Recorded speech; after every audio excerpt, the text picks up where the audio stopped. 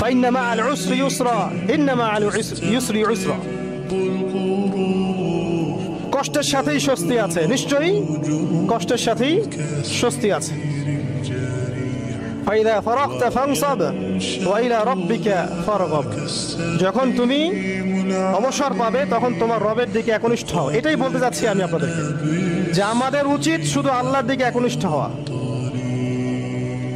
দুনিয়াকে ভালো না বাসা, কিচ্ছু না দুনিয়াটা।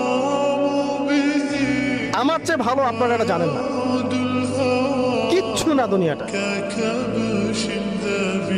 মানে মুহূর্তে ডিজাস্টার হয়ে যেতে পারে।